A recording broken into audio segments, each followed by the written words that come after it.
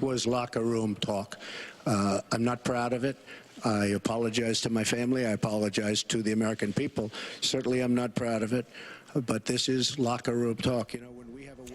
Tonight, as he has all weekend, Donald Trump apologized for comments made back in 2005. The presidential candidate has lost support from at least 24 Republican lawmakers, including House Speaker Kurt Doudt and former Minnesota Governor Tim Pawlenty, who called on Trump to abandon his campaign.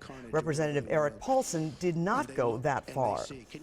Paulson issued a statement Saturday saying, "For months I have said Donald Trump has not earned my vote. The disgusting statements revealed last night made it clear he cannot. I will not be voting for him." Not every Republican is distancing themselves. Former Congresswoman Michelle Bachmann called it bad boy talk and a distraction. She says the video will not change her vote in November. Well, Brian LeClair, a member of Trump's Minnesota leadership team, joins us. Much for being here, Brian. Great to be with you. Yeah, what a night. React a little bit to the debate. If we were expecting contrition from Donald Trump, it didn't seem like we got it. Did he say enough? Did he do enough to quell this controversy, people denouncing him? Actually, I thought there were two debates here, Pat. I thought in the first 20 or 30 minutes, he did show a lot of contrition. He apologized. And then, much to my pleasure, he spoke about the issues and why we need to change America. I think he showed a lot of leadership.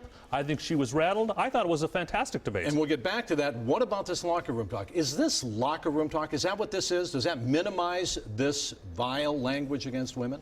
Look, I'm not here tonight to defend that talk. It was talk. He appropriately apologized. But I think he also did then pivot and talk about some of the issues that are important to voters in this election and why we need to change the direction of America. And do you think it's just locker room talk?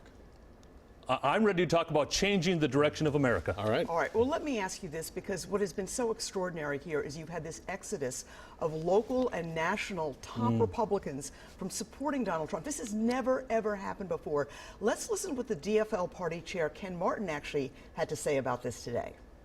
I'm not going to let the Republican parties off the hook by saying, look, here's your out. You can stand up and disavow him and then completely, you know, have us forget that you were the ones who enabled this. All right.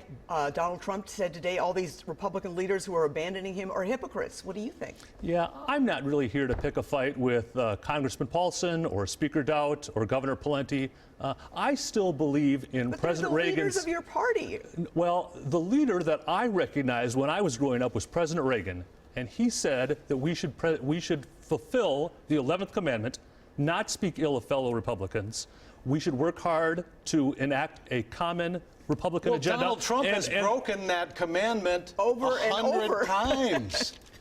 During the primaries and caucuses. Well, he's the person who earned the votes of Republican primary voters. They're the ones who want to see the direction of America changed. I'm still going to practice what I preach and vote for the Republican ticket up and down the ballot. Speaker Doudt and others can have a different opinion about whether or not they're going to follow President Reagan's 11th commandment.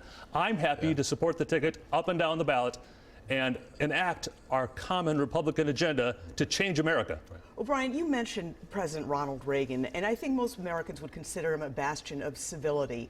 What would President Reagan have said about that debate tonight and the tone of that debate? So that's a great question, Esme.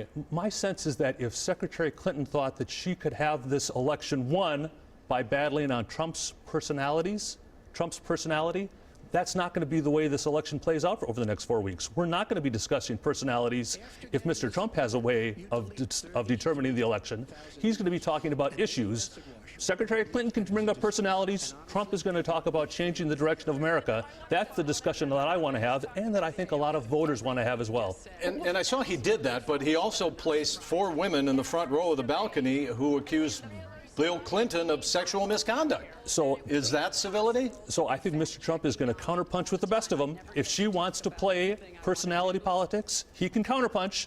But I think what he really wants to do is talk about the issues. He did that amazingly well tonight. He showed leadership. He talked about how he's going to change America, chapter and verse.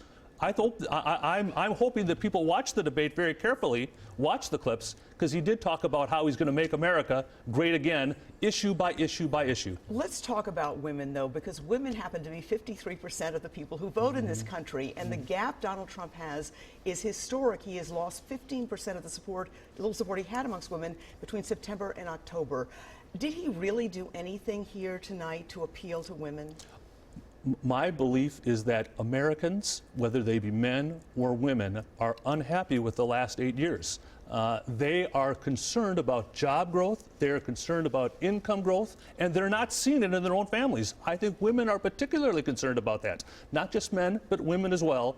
And although Secretary Clinton may want to try to divide us and put us into little demographic categories, Mr. Trump wants to be a president for all Americans and help us with some of the issues that we need to change: income growth, job growth, our health care situation with Obamacare, a big issue in Minnesota. I think Trump talked about those issues very well tonight. All right. Well, Brian LeClair, thank you so much for coming in tonight. We appreciate it. It was great to see you, Brian. Thank you. Yeah. All right. Absolutely.